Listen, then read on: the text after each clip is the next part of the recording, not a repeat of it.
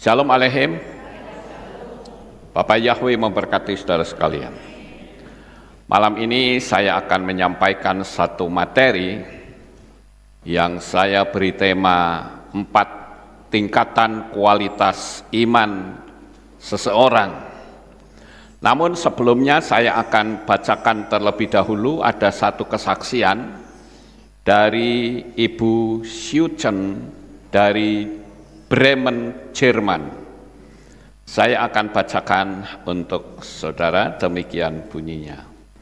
Shalom Pak Lukas, maaf ya, ini kesaksian tentang suami saya yang baru saya kirim. Sebetulnya sudah lama saya tulis, tapi belum saya kirimin ke Pak Lukas. Saya mau bersaksi tentang suami saya yang tidak percaya Tuhan. Sewaktu kecil hidupnya terlantar karena orang tuanya bercerai. Kakek yang dia cintai sudah meninggal. Jadi hidupnya hanya lihat keadaan saja. Suami saya sudah 3 kali mendapatkan kecelakaan, masuk ke rumah sakit supaya sakit pinggangnya diobati. Tetapi dia mendapat obat dosisnya terlalu tinggi. Jadi sejak itu dia pusing kepalanya dan sakit pinggang juga masih sakit. Maka dia kecewa, terus dipikirin sampai stres tidak bisa tidur. Pergi ke dokter sudah bertahun-tahun juga tidak sembuh-sembuh. Akhirnya dia putus asa sekali, dia bunuh diri.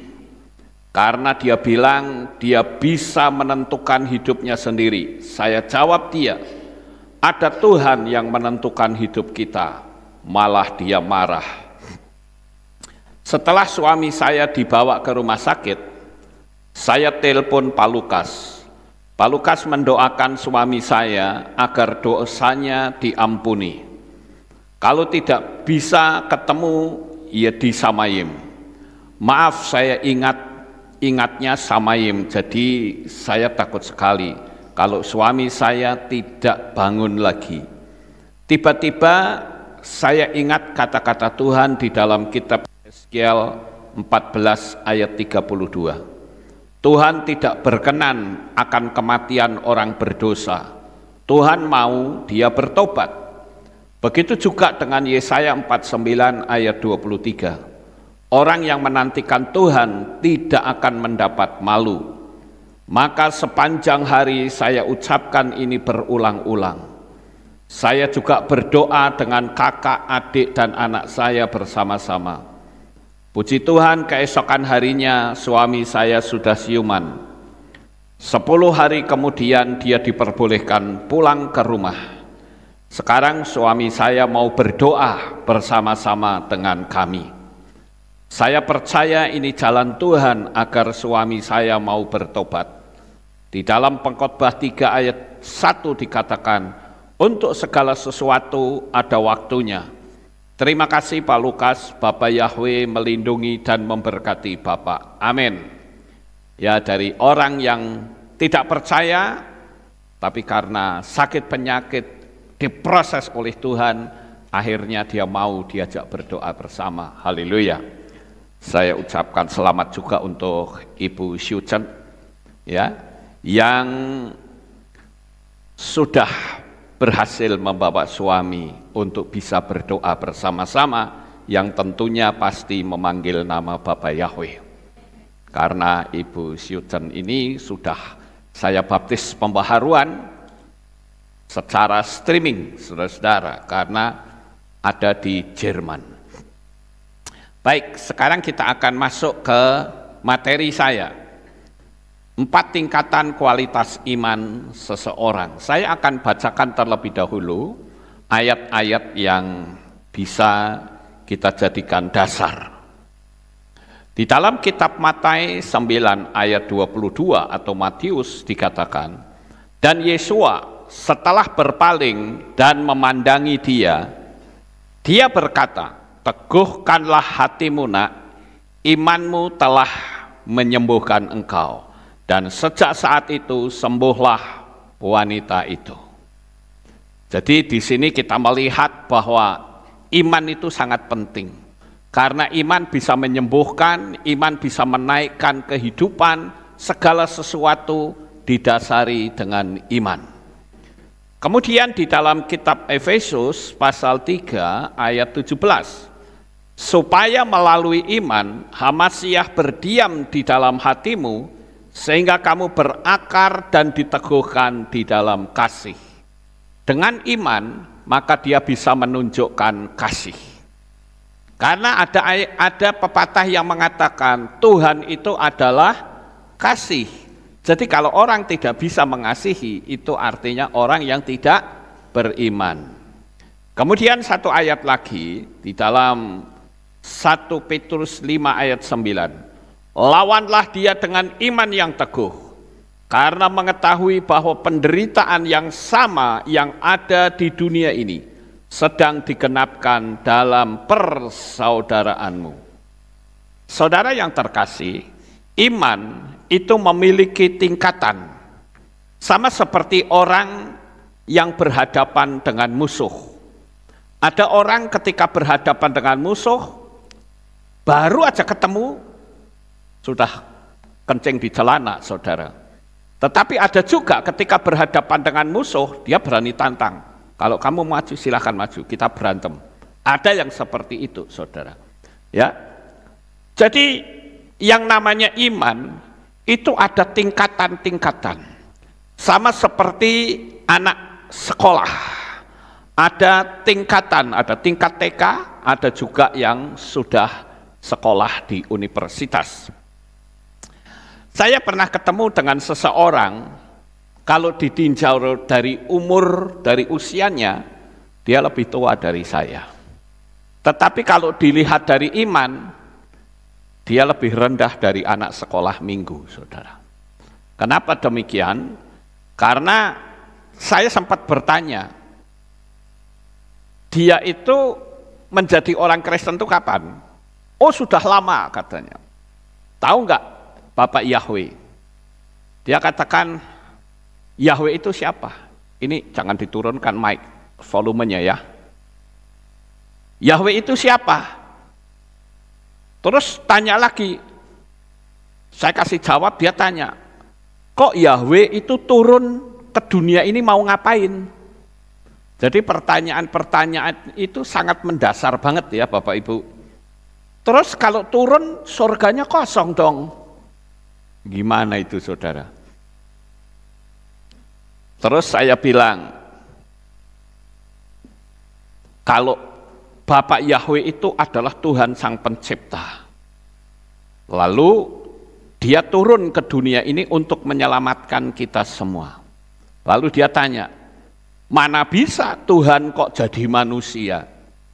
Lah berarti Tuhan itu tidak maha kuasa ya, karena jadi manusia aja nggak bisa. Gitu. Kemudian dia berkata, saya katakan kepadanya kalau kita nanti, kalau mati kita akan masuk ke surga. Saya bilang begitu. Terus di surga ngapain? Lah kalau saya di surga cuma disuruh melongo saja ya nggak betah ya. Iya saudara Pak. Pertanyaan-pertanyaannya tuh lucu-lucu gitu loh. Kan kita akan dapat rumah yang mewah, yang harganya mungkin ribuan triliun di sana. Wah, tapi kalau saya di surga dikasih rumah semewah apapun ya nggak betah ya, karena nggak ada temennya di sana. Piye saudara, pertanyaan-pertanyaannya lucu gitu loh. Lalu saya tanya, sejak kapan kamu itu jadi orang Kristen? Wah, saya sejak muda sudah Kristen.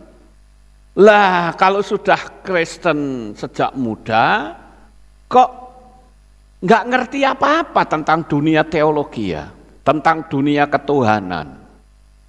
Itu persis seperti famili saya, famili dari istri saya. Itu ketika saya cerita tentang gereja setan, dia jawabnya gini, emang gereja ada setannya? Katanya. Saya bilang, kamu ke gereja itu sudah sangat lama. kok ya orang ngerti toh tentang gereja setan, terus kamu ke gereja itu di sana dapat apa? Dia jawab dengan jujur, saudara. Ya saya ke gereja itu ngilangin stres katanya. Karena di gereja saya bisa ketawa, karena pendetanya lucu katanya. Waduh, ini repot kalau kayak gini ya saudara-saudara. Saya tanya lagi, tahu nggak tentang 666? Jawabannya apa? Itu nomor apa ya? Waduh, ngeluh nggak saudara? Kalau seperti itu cara nerangkannya seperti apa saudara? Terus saya tanya juga ke orang yang tadi itu.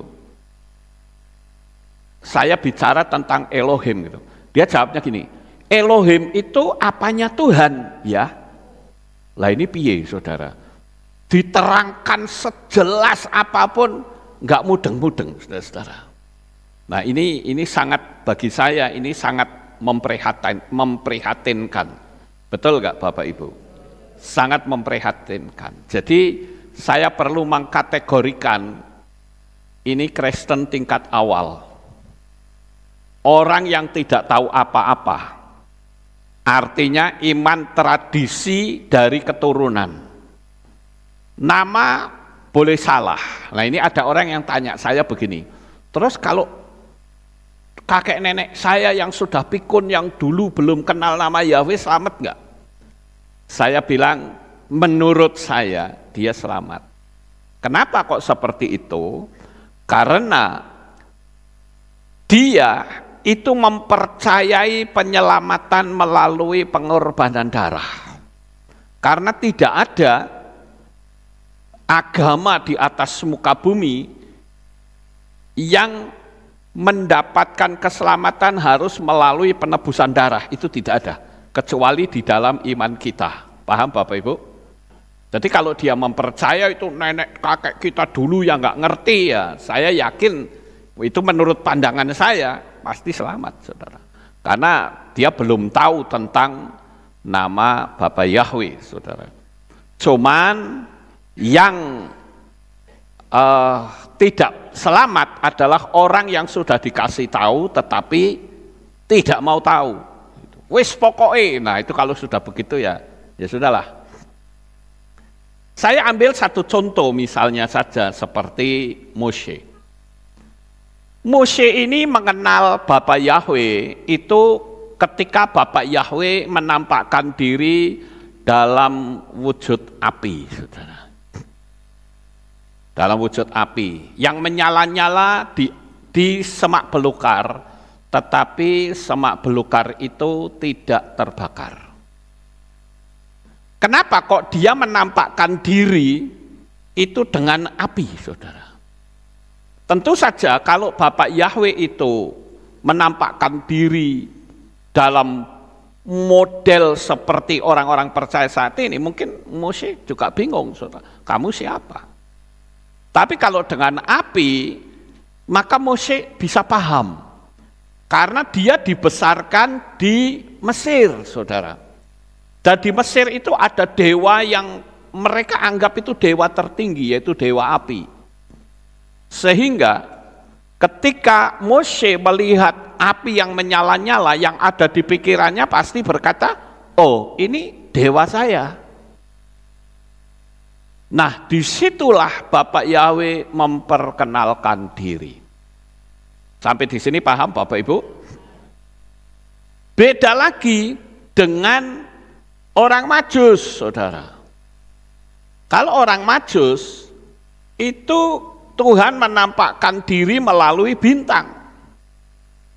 Karena orang Majus ini dia menyembah dewa bintang yang bernama Dewa Ahura Mazda, ya. Dewa Ahura Mazda itu adalah dewa bintang. Sehingga ketika dia melihat bintang, dia berpikir, wah ini dewa saya ini. Dan perlu saudara ketahui bahwa orang Majus itu bukan cuman dia raja-raja, tetapi dia juga ahli dalam perbintangan. Lalu orang Majus itu juga punya kitab sendiri yang dikenal dengan kitab Zarathustra. Dan di situ diceritakan tentang adanya dewa bintang. Lalu dia berpikir pasti, wah ini dewa saya. Lalu dihitunglah perjalanan sampai ke Yerusalem pada waktu itu, sampai menemui Herodes. Dan saya katakan orang-orang Majus ini adalah raja-raja dari Persia. Kenapa saya katakan dia adalah raja-raja?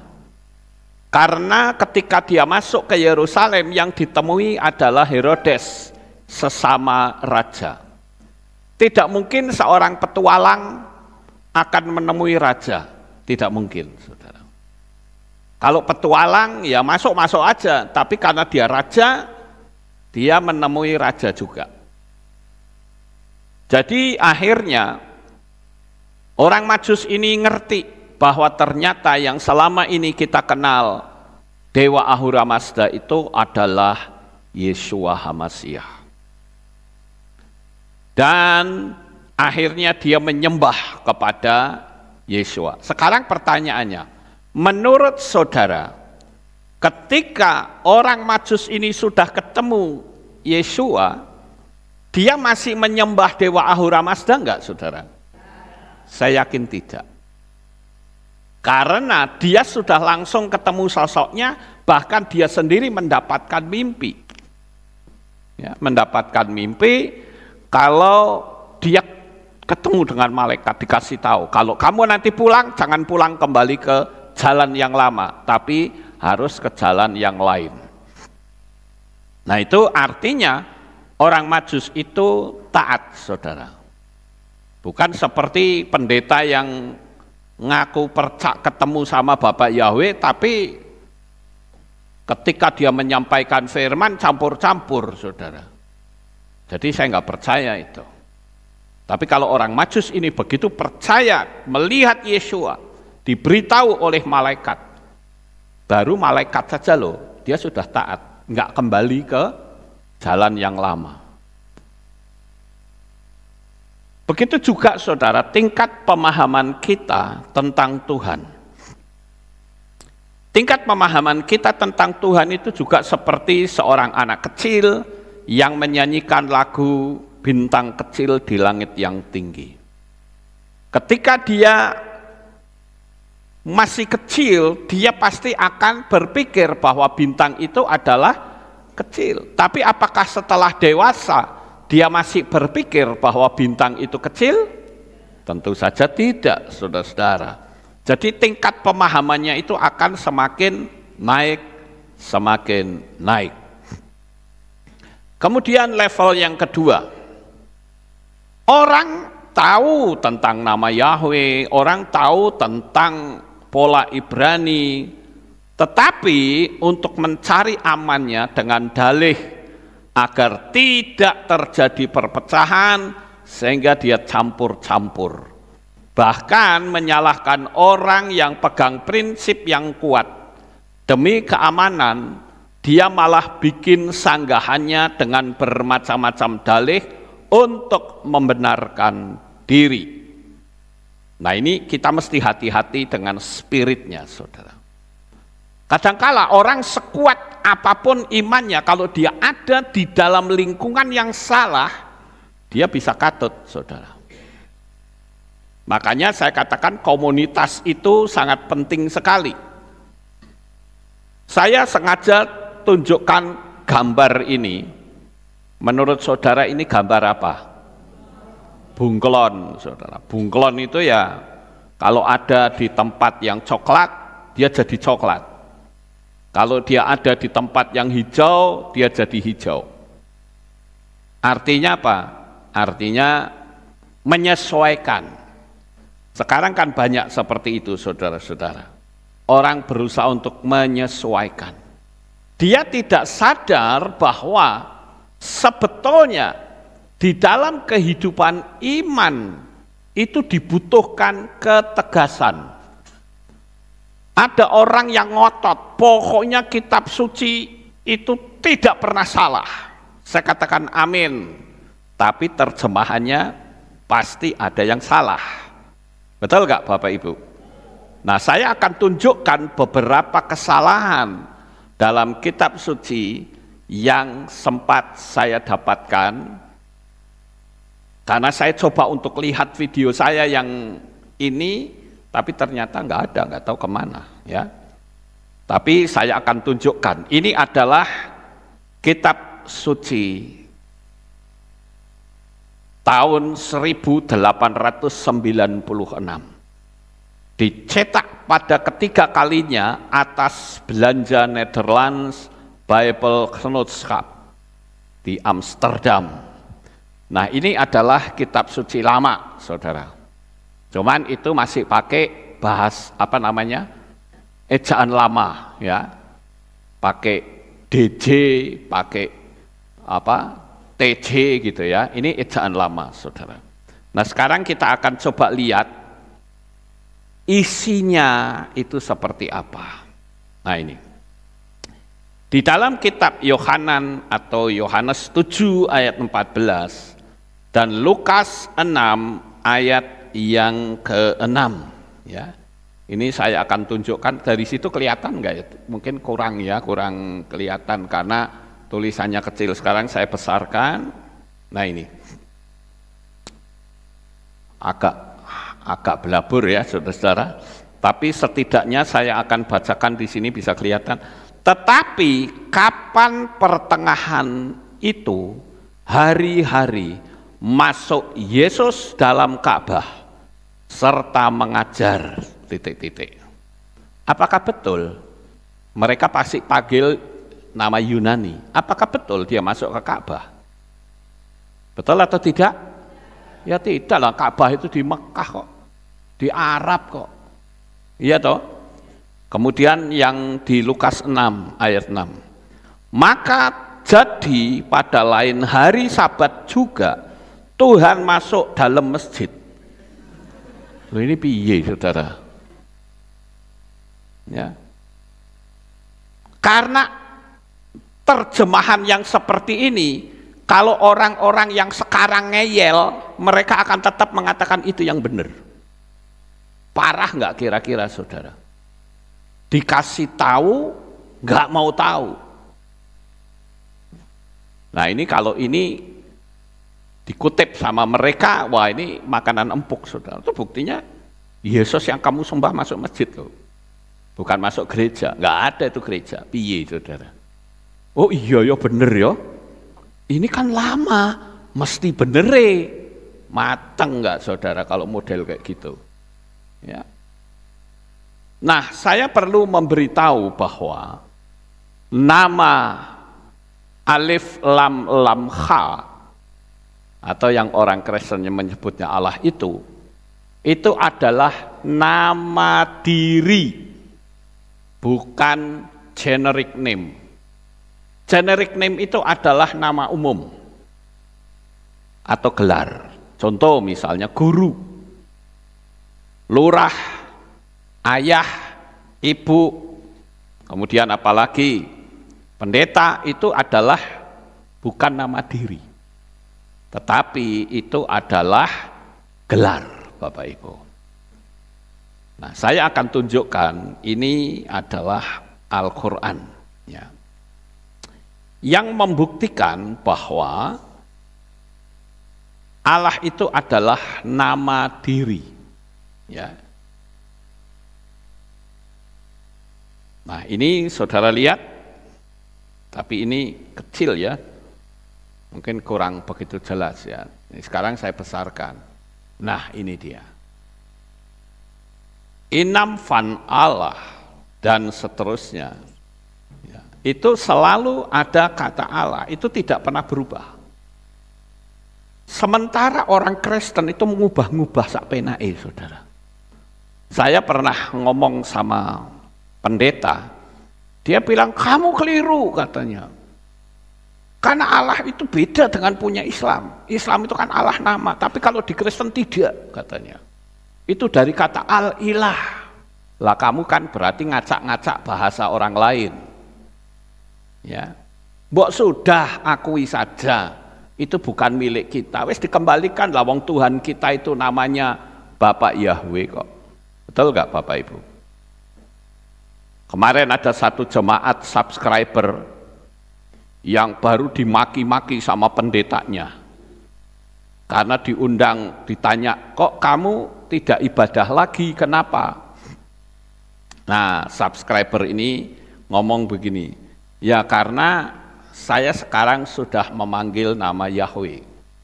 Wah, itu pendetanya beduduk, saudara. Langsung marah, dia berkata begini, kamu itu jangan ikut kelompok penyesat.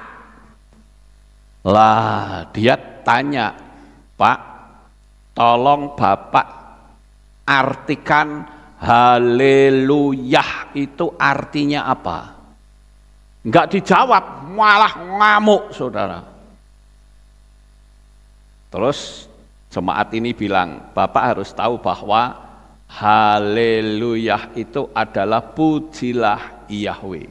Haleluya itu artinya pujilah, Yah itu kependekan dari Yahweh. Jadi pujilah Yahweh. Wah, dia masih marah-marah juga, saudara-saudara.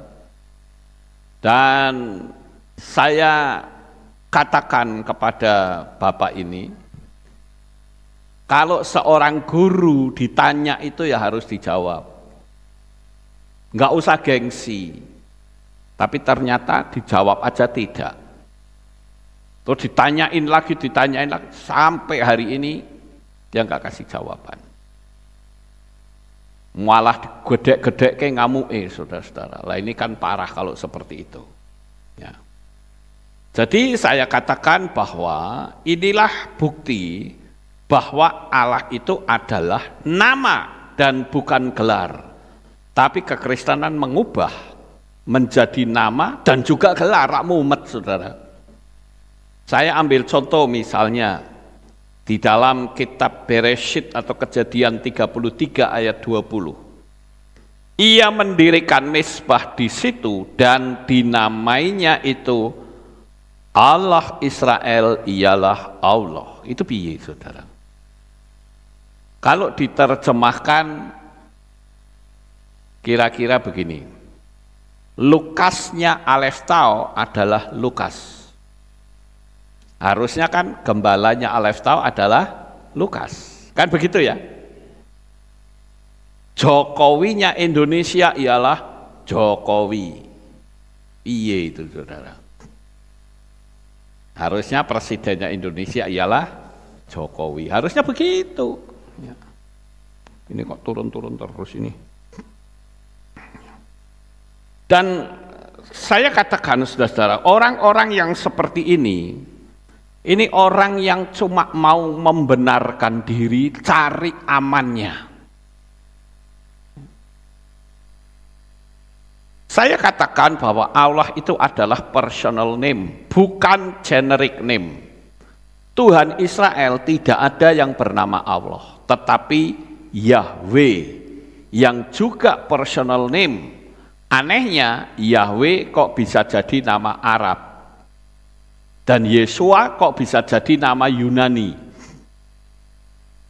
Nah, ini diluruskan, saudara-saudara, tapi sekali lagi itu ada spiritnya, sehingga orang tidak bisa. Ya. Katanya bertitel, katanya orang nek bertitel kan untuk menunjukkan kepandaiannya. Betul nggak Bapak Ibu?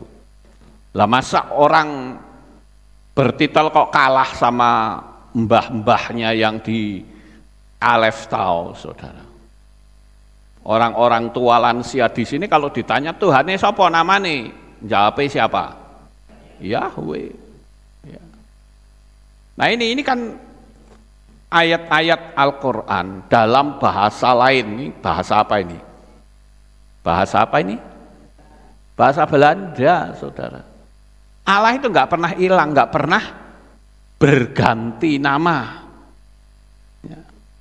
Kemudian saya tunjukkan juga tentang kitab suci dalam bahasa Belanda. Di kitab Shemot atau Keluaran 3 ayat 15 dan Yesayahu 42 ayat yang ke-8. Nah itu ada kata Yahweh. Walaupun tulisannya seharusnya bukan C tapi why harusnya. Tapi ya rada mending lah daripada nama Arab, nama Yunani kan begitu saudara. Jadi ini kita mau luruskan supaya benar gitu loh. Nah ini juga ya. Ini kitab suci Shemot atau Keluaran 3 ayat 15 dan 18 dalam bahasa Batak Karo ya. Nah ini juga ya, ini tulisannya tapi kecil, saya besarkan. Nah ini dia.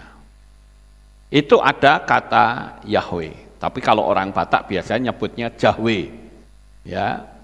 Tapi yang betul adalah Yahweh. Tapi tetaplah masih rodok mending lah ya, masih mirip-mirip begitu, walaupun harusnya kita lurus karena pola Ibrani itu ada hitungan angka gematria.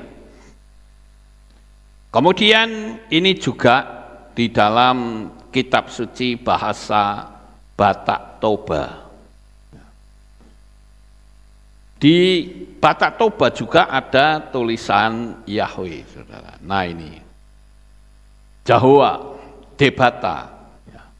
Itu nama diri ya. Akulah Yahweh, itulah namaku. Aku tidak akan memberikan kemuliaanku kepada yang lain dan pujianku kepada patung. Itu Yesaya 42 ayat yang ke-8. Nah ini juga ada ya. Di dalam kitab Matai atau Matius 22 ayat 37. Dan Yesua berkata kepadanya, kasihlah Yahweh Elohimmu dengan segenap hatimu dan dengan segenap jiwamu dan dengan segenap akal budimu. Ada juga nama Yahweh. Nama itu tidak bisa diganti. Ini adalah step kedua, saudara. Tingkatan kedua. Nah sekarang tingkatan yang ketiga, yaitu orang tahu, ngerti, tapi mencari amannya dengan dalih agar tidak terjadi perpecahan, sehingga tetap campur-campur bahkan menyalahkan orang yang berpegang prinsip. Ya, saya ambil contoh, misalnya di situ ada perangkap binatang. Menurut saudara kalau ada perangkap binatang itu bahaya enggak saudara? Bahaya. Nah kalau dikasih tahu awas loh, jangan melangkah ke situ tuh ada perangkap binatang. Itu sama saja orang bilang, mbak wes sih enggak usah ngomong begitu. Ya orang ngomong seperti itu kenapa? Karena dia belum pernah tahu isinya apa itu. Tapi kalau orang tahu isi dari perangkap binatang itu, dia akan tunjukkan isinya ini, hati-hati.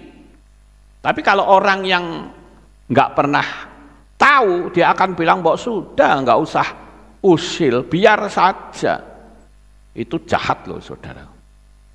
Karena membiarkan jemaat itu tersesat. Saya kasih tahu kepada teman-teman saya katakan, kamu pendeta, itu dikasih makan loh sama jemaat. Sekarang kamu makan pakai uang siapa, hayo? Pakai uang jemaat, khususnya pendeta yang full time. Tetapi kalau kamu biarkan jemaat itu binasa, kamu salah di hadapan Tuhan.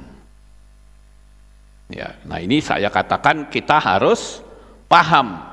Makanya saya tunjukkan level atau tingkatan pengetahuan di dalam konteks iman kepada Tuhan. Yang pertama adalah orang yang tidak tahu apa-apa, seperti tadi mbah-mbah tua yang ada di panti Werda, saudara. Ini iman tradisi dari keturunan. Nama boleh salah, tetapi ya menurut saya tetap saya katakan mereka bisa saja selamat karena mereka tidak tahu dan Tuhan itu paham betul tentang hati manusia. Nah ini bisa dipergunakan ya ayat itu bahwa Tuhan itu ngerti hati. Dan banyak sekali orang-orang tua yang cinta kepada Tuhan. Ya. Jadi saya katakan ya dia tetap selamat walaupun bisa saja dia ada di tingkat paling rendah di Syamayim. Tetapi serendah-rendahnya manusia di Syamayim itu jauh lebih nyaman dibanding orang terkaya di dunia ini. Karena apa? Karena di Syamayim itu rumahnya super duper indah. Amin, Bapak Ibu. Terus yang kedua yaitu orang tahu tetapi mencari amannya dengan dalih agar tidak terjadi perpecahan sehingga dicampur-campur, menyalahkan orang yang berpegang prinsip yang kuat demi keamanan, dia malah bikin sanggahannya dengan bermacam-macam dalih untuk membenarkan diri. Ini pendeta-pendeta yang macam kayak gini, ini saya katakan nggak layak untuk diikuti, saudara. Karena dia membiarkan jemaat binasa. Bahkan menyalah-nyalahkan orang yang punya iman. Maka saya katakan ini Pak Pendeta ini kalau tinggal di zaman Hananya, Misael, Azaria, di zaman Raja Nebukadnezar, itu pasti 3 pemuda itu akan dikritik habis. Ya. Dan yang ketiga, tingkatan yang ketiga yaitu orang yang tahu tetapi tidak berani menyampaikan kebenaran karena takut ancaman dari sinode, takut nanti tidak populer, takut pelayanannya ditutup, atau takut ditinggal lari jemaat. Ini adalah tingkatan yang ketiga. Nah, sekarang tingkatan yang keempat. Orang yang berani memberitakan kebenaran apapun resikonya. Nah, ini tingkatan yang paling tinggi, saudara. Dan saya katakan kita sebagai anak-anak Bapak Yahweh harus punya prinsip bahwa nama itu bukan bahasa. Sekalipun nama itu berasal dari bahasa tertentu, tapi tidak bisa dibuat jamak dan diterjemahkan. Saya ambil satu contoh misalnya. Ini ada orang namanya Tuhan, saudara. Ya, ini kan KTP ini jelas ya, orang namanya Tuhan. Tuhan itu bahasa apa? Halo? Bahasa Indonesia ya? Tuhan. Nah, kalau sekalipun dia berasal dari bahasa Indonesia, tetapi bisa saja kan orang yang bernama Tuhan ini pandai bahasa Ibrani misalnya. Bisa enggak? Bisa saja. Jadi nama itu tidak boleh diganti. Apakah nanti kalau pergi ke Amerika misalnya ditanya what's your name? My name is God. Kan tidak, saudara. Ketika ditanya what's your name? My name is Tuhan. Betul nggak Bapak Ibu? Karena Tuhan itu sudah jadi nama. Orang yang namanya bunga ditanya what's your name? Oh, my name is flower. Apakah seperti itu? Ya tidak. Kalau ditanya what's your name, dia akan jawab my name is bunga tetap. Nah, seperti ini. Ini ya. Namanya coming soon. Ya. Coming soon itu apa? Datang segera ya. Segera datang gitu. Apakah kalau ditanya namamu siapa? Oh, segera datang kan gitu. Ya tidak, tetap dipanggil coming soon. Memang kalau saya lihat di YouTube, saudara bisa temukan orang yang punya nama aneh-aneh, saudara. Ada orang yang namanya Saiton, ada. Kasihan juga sih sebetulnya orang tuanya ya, jane yo kebangetan ya. Mosok kasih nama anaknya kok Saiton. Macam-macam, lucu-lucu sebetulnya saudara. Tapi intinya adalah nama itu tidak boleh diterjemahkan. Amin. Nah, saya katakan bahwa di dalam kitab Ibrani atau Ifrim pasal 10 ayat 26 dikatakan, sebab apabila kita sengaja berbuat dosa, sesudah menerima pengetahuan akan kebenaran, maka tidak ada lagi dosa itu, tidak ada lagi tersedia pengorbanan. Nah, dosa itu dalam bahasa Yunani itu dikatakan hamartia. Ini bacanya hamartia, ya. Hamartia, hamartema itu sama. Itu seperti seorang yang memanah menuju ke sasaran. Sementara kalau yang ini bacanya parabase, ya, parabase itu bacanya. Tapi ada yang menyebut parabasis juga enggak apa-apa. Itu tetap sama, artinya orang naik kereta api, rodanya keluar dari rel. Keluar jalur. Nah, itu parabase namanya. Hamartia dan parabase. Tujuan Tuhan menjadikan manusia adalah supaya manusia itu menyembah Bapa Yahweh. Tetapi yang disembah kok nama lain, itu berarti keluar jalur enggak? Keluar jalur. Yang dipanggil kok nama lain, ya itu sama saja manai luput, saudara, enggak kena, ya. Nah, di dalam kitab Roma atau Romi pasal 2 ayat 5 dikatakan, namun berhubung dengan keras kepalamu dan hati yang tidak bertobat, kamu sedang menimbun murka atas dirimu sendiri pada hari kemurkaan dan penyingkapan pengadilan Elohim. Itulah yang tadi saya katakan bahwa kita itu harus benar-benar memiliki iman yang teguh, tidak boleh terpengaruh dengan siapapun juga. Sekalipun saudara ada di lingkungan yang salah, harus berani. Jangan dumeh karena kalah banyak sehingga kita ikut-ikutan, saudara. Saya ingin bukan kita terpengaruh oleh orang banyak, tapi orang banyak harus terpengaruh oleh kita. Seperti Daud ketika dikejar-kejar sama Saul, dia lari masuk ke dalam gua, yaitu gua Adulam. Di sana ada ratusan orang yang kecewa, yang kepahitan hati, wah, yang hidupnya nggak enak, saudara. Tetapi dengan kedatangan Daud, maka seluruh orang yang ada di gua Adulam itu berubah mentalnya sehingga menjadi pahlawan perang di Israel. Nah, ini harusnya begitu, saudara.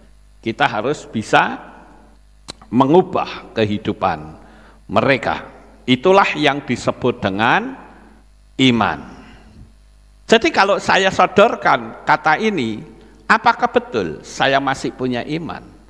Ataukah saya sudah mulai meragukan akan kemahakuasaannya Bapa Yahweh? Kita harus tetap percaya bahwa Bapa Yahweh itu maha kuasa. Dia melindungi kita, menjagai kita, memelihara kita. Percayalah, waktu kita di dunia ini sudah tidak lama. Jangan sampai kita gagal, saudara. Jangan sampai ketika Yesus datang justru keadaan iman kita sedang anjlok. Nah, itu yang sangat berbahaya. Nah, sekarang kita lihat, saudara. Seperti ini. Kalau saudara melihat, saya nggak akan terangkan ini karena ini panjang ya. Patung ini itu simbol dari sistemik 666. Ini tidak lama lagi akan ada pemaksaan tanda bilangan 666. Saya kasih tahu kepada saudara sekalian, jangan mau dipaksa. Kalau mereka memaksa, lawan. Jangan takut. Amin.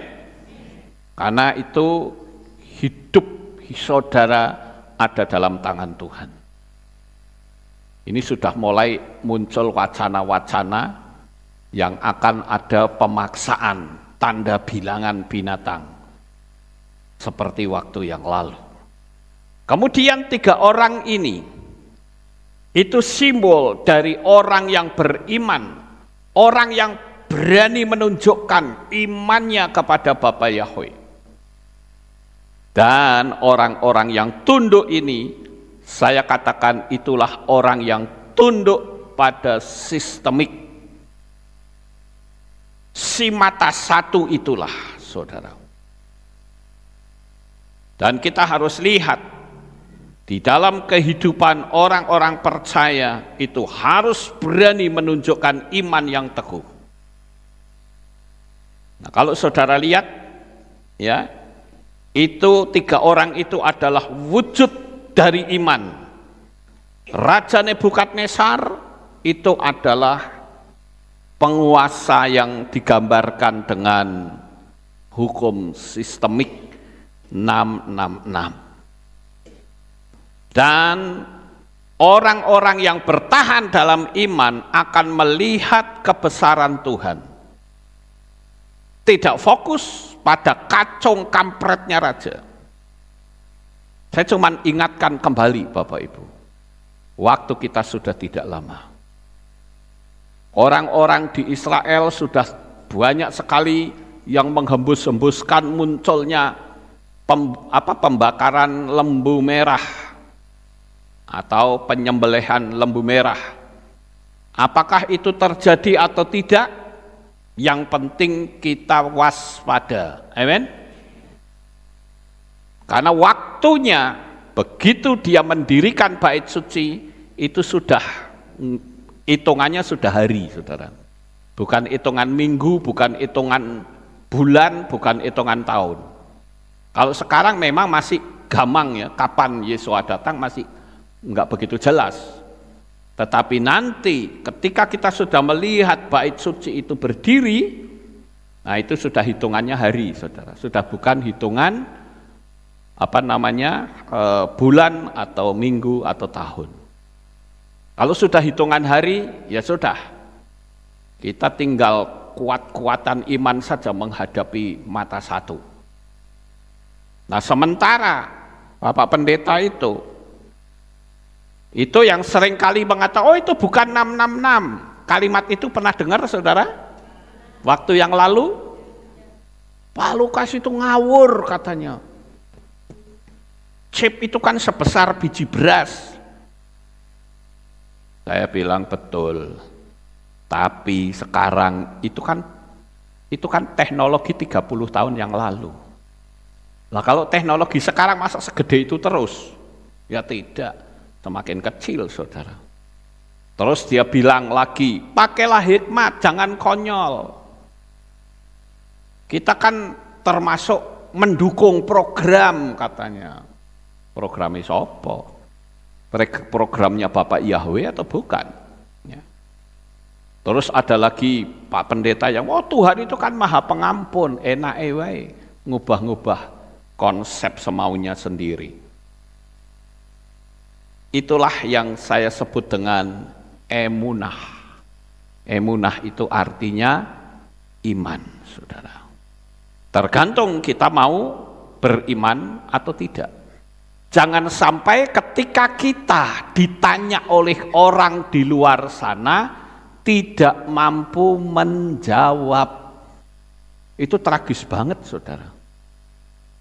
Beberapa waktu yang lalu saya sempat tayangkan video orang Kristen yang menginjil orang Islam.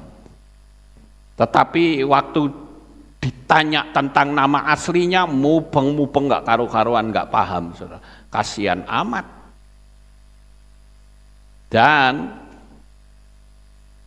orang itu memberikan sebuah pertanyaan yang tidak bisa perempuan itu menjawab.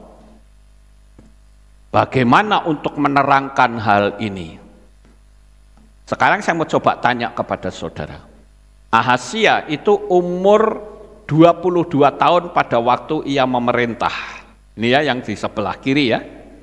Dan dia memerintah selama setahun di Yerusalem dan ibunya bernama Atalia, putri Omri Raja Israel.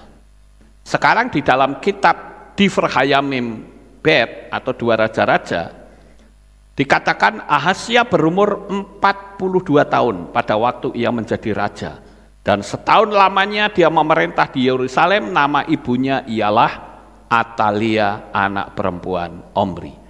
Yang jadi pertanyaan sekarang adalah, Ahazia di dalam kitab Raja-Raja dan Ahazia di dalam kitab Tawarikh itu orangnya sama atau beda? Sama atau beda? Sama. Itu saudara pinter. Lah sekarang kok dikatakan Ahazia berumur 22 tahun yang kiri, yang kanan 42 tahun. Yang benar yang mana? Halo, yang benar yang mana? Yang kiri atau kanan? Loh, bingung toh? Itu. Nah, sekarang saya akan tunjukkan kepada saudara bagaimana ketika ada pertanyaan seperti ini, cara menjawabnya seperti apa. Saya ingin saudara bisa paham betul jawabannya seperti apa. Kita akan saksikan videonya. Ya.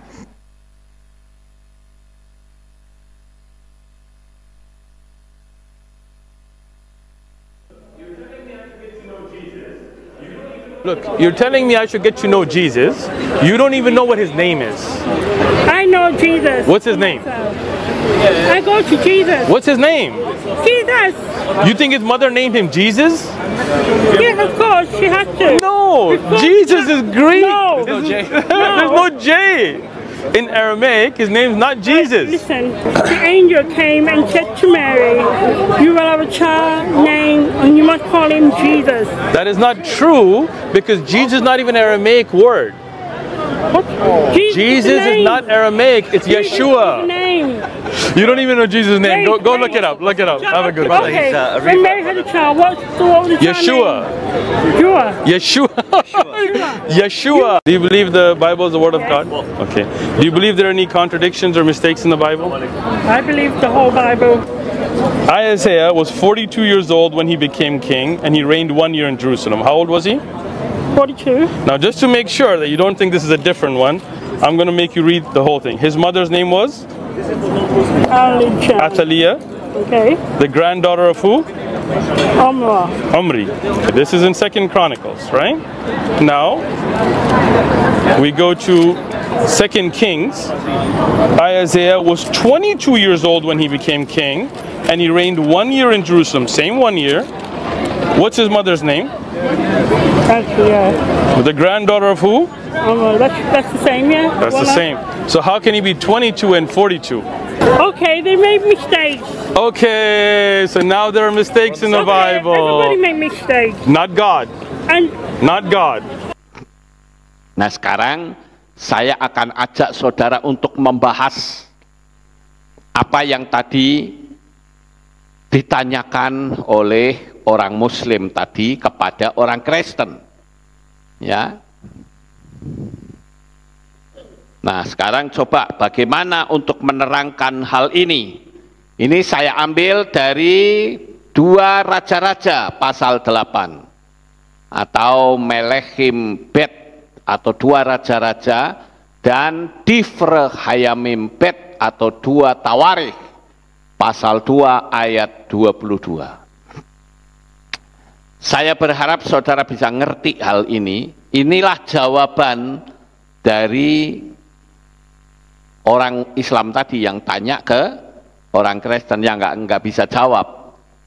Sehingga dia bilang, oh itu ada sebuah kesalahan katanya. Ya masa kitab suci salah, saudara? Oke, kita baca yang Raja-Raja dulu ya. Ahazia berumur 22 tahun pada waktu ia mulai memerintah. Dan dia memerintah selama setahun di Yerusalem, dan ibunya bernama Athaliah, putri Omri Raja Israel. Kemudian di Tawarikh dikatakan Ahazia berumur 42 tahun pada waktu ia menjadi raja, dan setahun lamanya dia memerintah di Yerusalem. Nama ibunya dialah Athaliah, anak perempuan Omri. Jadi sekarang yang jadi pertanyaan adalah Ahazia di Raja-Raja dengan Ahazia ditawari sama atau beda? Sama atau beda? Saya mau tanya, ini ada dua suara deh. Siapa yang mengatakan sama, angkat tangan. Oh, yang tinggi, jangan ini. Harus mantap. Siapa yang sama, angkat tangan. Siapa yang beda, angkat tangan. Nah, sekarang coba lihat nih. Ibunya bernama Atalia, putrinya Omri. Nah, di sini ibunya namanya Atalia, anaknya Omri. Kalau gitu sama atau beda? Sama, saudara. Cuman sekarang yang jadi masalah di sana dikatakan umur 22 tahun waktu jadi raja. Tapi di sini umurnya 42 tahun.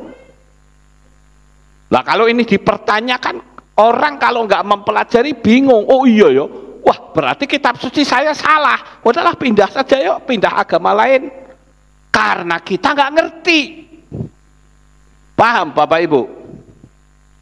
Halo?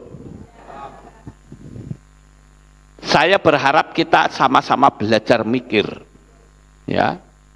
Karena kalau kita nggak mikir, ya pokoknya repot kalau kayak gitu. Ya. Sekarang ayo kita lihat dalam teks Ibrani, ya. Kita lihat di sana, ini di ayat 26 ya. Saudara lihat yang saya garisi. Esrim Ustaim sana, ya. Di sini dikatakan Esrim Ustaim sana. Bahasa Inggrisnya apa? 22 years old. Ya, 22 tahun. Kemudian, nah ini. Yang apa ini? Yang tawarikh ya. Di sana dikatakan apa? Wah, ini kok tulisannya ya. Arba'im Ustaim sana. Yaitu Arba'im Ustaim sana. Itu dalam bahasa Inggris itu harusnya 42, tapi ini bahasa Inggrisnya salah. Dia tulis 22. Ya, jadi kata Arba'im Ustaim sana itu 42 tahun. Ya, sana itu tahun ya Bapak Ibu. Seperti kita lihat kata sana tova. Kemudian yang bawah ini Esrim Ustaim sana itu 22 tahun. Sekarang pertanyaan saya, saudara sampai di sini paham atau tidak? Ya, saya berharap saudara bisa ikutin. Lalu kenapa kok bisa terjadi perbedaan seperti ini? Jadi sekali lagi itu terjemahan bahasa Inggrisnya salah ya saudara. Ingat itu salah ini. Karena setelah saya teliti tertulis 22 years. Harusnya 42 years. Paham nggak Bapak Ibu? Ya, jadi saudara tangkap aja dulu. Nah, ternyata saudara-saudara kalau kita mau meneliti lebih dalam, maka kata ben atau dalam bahasa Ibrani ditulis 2 huruf bet dan nun, ini bisa diterjemahkan bukan cuman artinya anak. No, tidak harus anak. Tapi bisa diterjemahkan keturunan atau generasi. Tapi juga bisa diterjemahkan dengan usia. Jadi Ahazia ketika menjadi raja, tapi saat itu juga usia dinasti Omri yang jahat ketika menjadi raja itu jumlahnya 42 tahun. Jadi yang dimaksud 42 tahun itu bukan umurnya Ahazia, tapi umur dari dinasti Omri yang jahat itu. Sampai di sini paham? Dan ketika dinasti Omri itu ternyata berumur 42 tahun, Ahazia itu umurnya 22 tahun. Sampai di sini paham? Jadi saudara nggak bingung ya kalau ada pertanyaan seperti itu. Nah ini sekarang 2 Tawarikh 22 ayat 2. Umur dinasti Omri adalah 42 tahun ketika Ahazia menjadi raja. Dan setahun lamanya dia memerintah di Yerusalem. Nama ibunya ialah Atalia, cucu Omri. Terjemahan seperti inilah akan cocok dengan usia dinasti Omri sampai Ahazia menjadi raja. Sampai di sini dapat ditangkap enggak?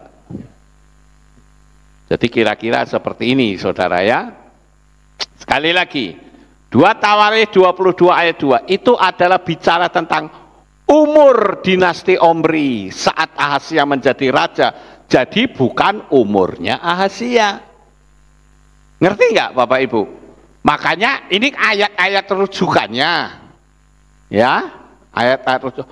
Omri itu 12 tahun lamanya memerintah, Ahab 22 tahun, Yoram 8 tahun, Ahazia 1 tahun.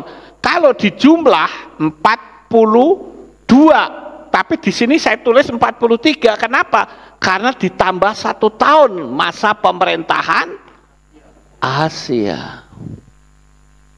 Kira-kira saudara bisa tangkap nggak hal ini? Ya. Nah, oleh karena itu Bapak Ibu, dari apa yang sudah kita sama-sama pelajari, kita harus bisa menerangkan kepada orang yang minta pertanggungjawaban iman kepada kita. Saya untuk membahas ini, saya mencoba untuk melihat dari beberapa penerangan ya, tapi ternyata penerangannya meleset, saudara, kalau saya pelajari. Kenapa? Karena dalam penafsiran NIV, itu kitab suci bahasa Inggris ya, New International Version, itu dikatakan, kemungkinan ada kesalahan penyalinan saat menerjemahkan karena usia bapaknya yaitu Raja Yoram 35 tahun, masa anaknya umur 42 tahun, tapi dalam teks bahasa Ibrani tidak seperti itu, jelas-jelas tertulis 42 dan 22 seperti yang saya terangkan tadi. Sampai di sini paham Bapak Ibu? Ya. Jadi kalau ada hal-hal yang membingungkan, yang pertama saya akan coba untuk lihat referensinya secara umum seperti apa. Tapi kalau hanya penerangannya, oh ini salah penerjemahan, betulkah ini salah? Saya harus lihat aslinya. Tapi ternyata dalam teks bahasa Ibrani tertulis 42 dan 22. Berarti tidak bisa dikatakan itu salah penerjemahan. Ngerti nggak Bapak Ibu? Kalau begitu berarti ada sesuatu yang harus kita tangkap di dalamnya. Jadi sekali lagi, saat bicara masalah tahun, ini tidak merujuk pada umurnya Ahazia, tetapi umur atau usia dari dinasti Omri sampai pada masa Ahazia memerintah. Jadi paham ya Bapak Ibu? Ini nih anunya nih, rangkanya macam kayak gitu. Makanya sekarang yang perlu kita lihat adalah ini, mempertahankan iman. Jadi kalau begitu, saya ambil kesimpulan. Kesimpulan yang pertama adalah, kenapa orang bisa dengan mudah meninggalkan Tuhan? Karena saat ditanya tidak bisa menjawab. Seharusnya kalau saudara ketemu dengan orang yang bertanya, ini tak kasih tahu nih caranya saudara. Saudara ditanya nih oleh orang luar, hei kitab sucimu ngomong begini, piye? Saudara tidak bisa jawab. Jangan saudara mengatakan, oh iya ya, kitab suci saya ternyata salah. Jangan bilang begitu. Tapi ngomong, oke, saya pelajari dulu. Saudara boleh tanya saya. Ngerti nggak Bapak Ibu? Jangan kita ambil kesimpulan, saya kasih pernyataan nih, lihat, dengerin baik-baik. Kitab suci kita tidak ada kesalahan satupun. Itu yang harus kita pegang, saudara. Kalau sampai terjadi miss kayak begini, berarti yang miss itu otak kita, bukan kitab sucinya. Ini yang mesti saudara pahami dulu. Tapi kalau saudara nggak bisa memahami seperti ini, saudara, oh iya ya sudah selesai. Selesai sudah. Dan ternyata anehnya orang Kristen modelnya begitu semua. Saya ambil contoh waktu kita memanggil nama Yahweh saja. Belum dipelajari, wis ngomong sesat. Sesatnya di mana? Belum apa-apa ujuk-ujuk langsung ngomong sesat. Pelajari dulu baru katakan sesat. Kan lucu, aneh saudara. Nama Bapak Yahweh ditolak tapi ngomong haleluya. Anda tahu tidak artinya haleluya? Nanti giliran sudah ketemu nama haleluya, pujilah Yahweh, sudah mengakui dalam hati, mau ngomong gengsi. Sehingga apa? Campur-campur.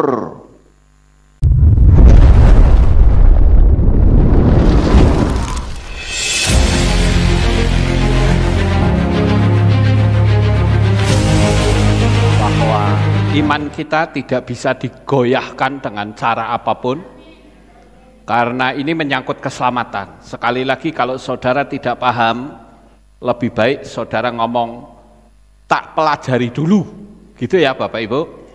Jangan sampai saudara bilang, oh ternyata, oh iya ya wes lah, memang ngawur kabeh sak pendeta-pendetane lah ciloko kayak gitu saudara. Ya, belajar dengan sungguh-sungguh, dan saya percaya Bapak Yahweh pasti memberikan pertolongan untuk kita semua. Sukses besar untuk saudara. Bapak Yahweh memberkati. Haleluya. Kita tunduk kepala, kita berdoa. Kami mengucapkan terima kasih dan syukur kepadamu ya Bapa. Malam hari ini kami telah mendengarkan renungan firman-Mu. Biarlah kami memiliki tingkatan iman yang teguh, yang tak tergoyahkan dengan cara apapun. Apakah dengan aniaya? Apakah dengan kemiskinan? Apakah dengan olokan, ejekan? Iman kami takkan pernah goyah sampai Tuhan Yesua datang menjemput kami sebagai mempelainya. Terima kasih Bapa, terpujilah Engkau. Di dalam nama Adonai Yeshua HaMashiach kami sudah berdoa. Amin. Haleluya. Kita akan dengar pengumuman. Shalom. Berjumpa kembali dalam Aleph Tau Update News. Berikut kami sampaikan pengumuman minggu ini. Hadirilah hari raya yang telah ditetapkan oleh Bapa Yahweh, Hari Raya Bikurim atau Buah Sulung, dilaksanakan pada hari Minggu 28 April 2024 pukul 5 sore dengan tema Bawalah Persembahan Sulung ke Tempat Kudus. Ibadah pagi digabung sore. Hari Raya Matzah Penutup pada hari Senin 29 April 2024 pukul 6 sore dengan tema Akulah Roti Hidup. Ibadah Rabu tetap ada. Mari ajak anak-anak bersukacita bersama-sama untuk merayakan 3 hari raya yang ditetapkan oleh Bapa Yahweh. Hari Raya Pesah, Matzah dan Bikurim Anak yang diadakan pada hari Minggu 28 April 2024 pukul 8 pagi sampai selesai di Kehilat Aleph Tau. Harap menggunakan dress code, kaos merah We Love Because Yeshua First Love Us bagi kelas balita sampai 3 SD dan kaos Peach Retreat untuk kelas 4 sampai pra-remaja. Mengundang seluruh kaum muda untuk hadir dalam Pesah Youth dengan tema His Blood Purifies Us yang akan diadakan pada hari Sabtu 27 April 2024 pukul 16.30 sore di Kehilat. Demikian pengumuman minggu ini. Sampai jumpa di Aleph Tau Update News selanjutnya. Bapa Yahweh memberkati. Amin. Ya, itulah pengumumannya. Kita akan akhiri ibadah kita malam ini. Saya mengundang jemaat Tuhan kita bangkit berdiri, kita tutup dalam doa. Terima kasih ya Bapa Yahweh, selesai sudah ibadah kami dari awal pertengahan sampai pada akhirnya.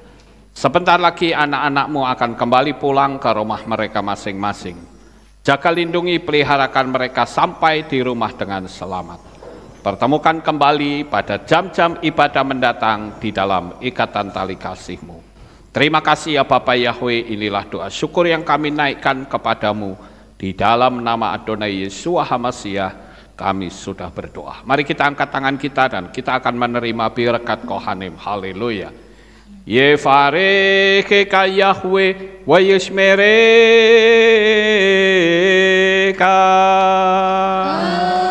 Amen. Ken yehi rotso. Yair Yahweh panau eleka wihuneka.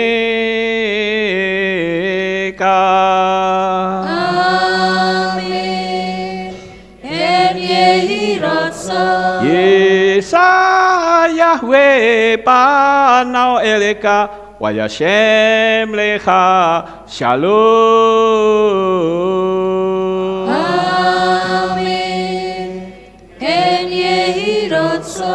Baruk atapa ero faruk atapa saleh. Engkau akan diberkati di kota dan kau akan diberkati di ladang. Amen. Baruk peripit nih kau friat matka ufri fahem teka syekar ala pekawa esterotsoneka. Diberkatilah buah kandunganmu, diberkati hasil bumimu, diberkati hasil ternakmu, anak-anak lembumu dan anak-anak dombamu. Amin. Baruk tanah kaum misyarteka, diberkatilah bakulmu dan tempat adonanmu. Amin. Baruk ata boboy kau faruk ata betseteka, dan kau akan diberkati pada waktu engkau masuk, dan engkau akan diberkati pada waktu engkau keluar. Amin. Baruk ata Yahweh Elohenu melek haolam, Besem Yeshua HaMashiach Waruah HaKodes Kile Olam Faed. Kami sudah berdoa dan mengucap syukur. Haleluya. Amin. Haleluya.